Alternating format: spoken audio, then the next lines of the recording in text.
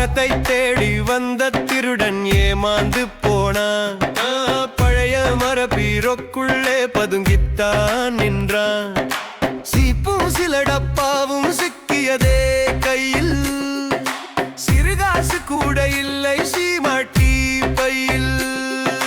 சலிப்போடு மனைவி வந்து கட்டிலே சாய, சரியான நேரம் என்று கணவன் அங்கு வர, தினமும் அதே போரடிக்குது பொண்டாட்டி சொல்ல.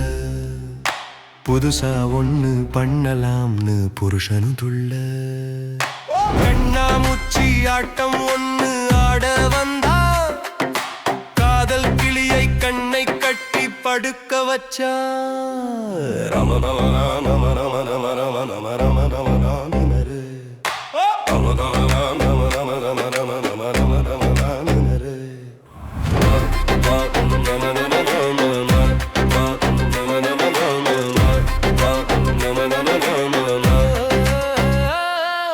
கண்ணை கட்டி ஆடும் ஆட்டம் கணவன் தொடங்க, கால் கடுக்க காத்திருந்த கள்வனு விழிப்பிதுங்க. போங்கால் ஒண்ணு வரவும் புருஷன் வெளியே போனான். பொன்னான வாய்ப்பு என்று திருடன் வெளியே வந்தான்.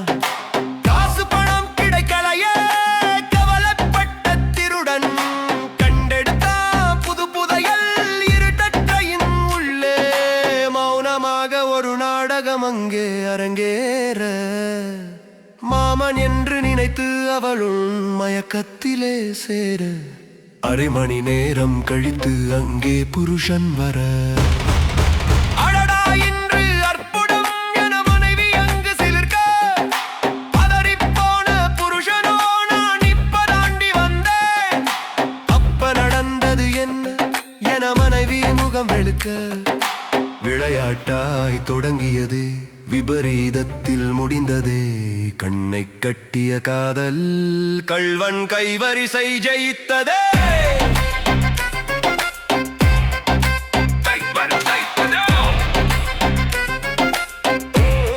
நீங்க இத்தனை நாளா பண்ணதுல இன்னைக்கு தாங்க செம சூப்பரா இருந்துச்சு. என்னடி என்ன சொல்ற? அரை மணி நேரமா போன் பேசிட்டு இப்பதாண்டி வர்றேன். அப்ப பண்ணது யாரு?